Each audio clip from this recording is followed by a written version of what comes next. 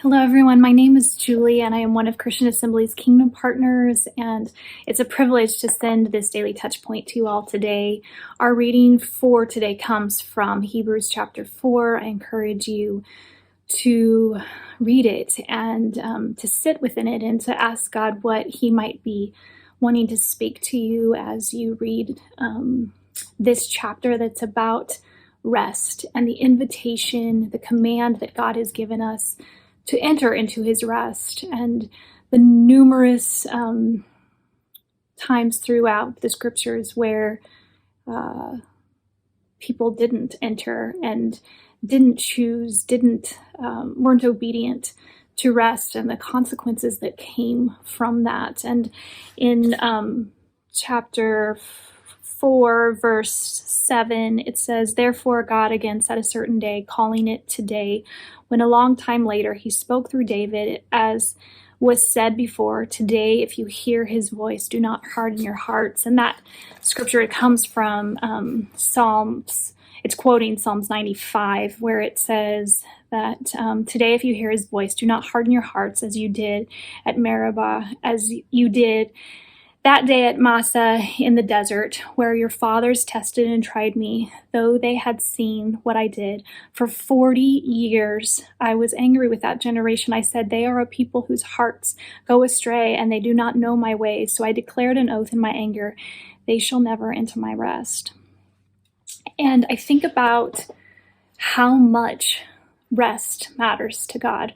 It started in Genesis with creation, God taking 6 days to create the world, and so many things happened in that time. And then on the seventh day that he rested, and how that is supposed to be a rhythm that is a part of our lives, that it's not just about what we do and accomplish, that we are loved, and as an obedience to God, as a gift that he wants to give us, that we choose to be obedient and to work for 6 days, and on the seventh to find rest. And it's not a legalistic thing. It is a gift that is offered to us who choose to enter in. And how much do we long for rest? I mean, really, if you sit and you think about what is it that I hope for, I mean, the longing inside of me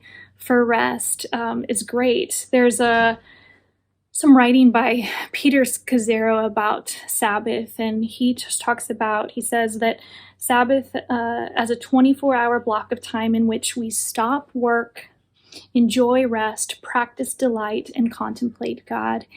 And I encourage you that if this is not something that you're already doing, that you don't think of this in abstract ways, but you find concrete ways each week that you and your family take time to rest. And it does require intentionality. It requires thinking ahead, but it's something to look forward to. It's something to really enjoy, to take delight in. And I feel like our greatest works, our greatest creations, our greatest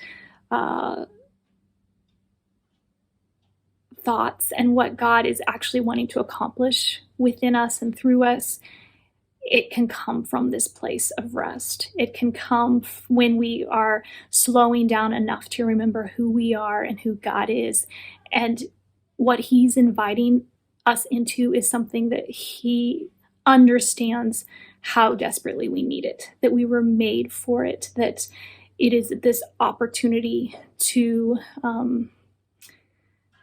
slow down and to stop from what society may be telling us. This is why you matter, this is how you matter, this is how you're going to amount to something. And God is saying, no, you pause, stop, and let me just remind you how utterly loved you are apart from anything you do.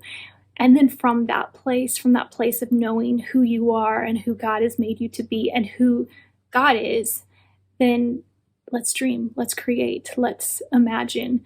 And so I invite you to enter in and to find ways to enter his rest. It will require intentionality, but may we grow in this, and may we use it as a spiritual discipline to find more of who God is and who he wants us to be. So be blessed, friends.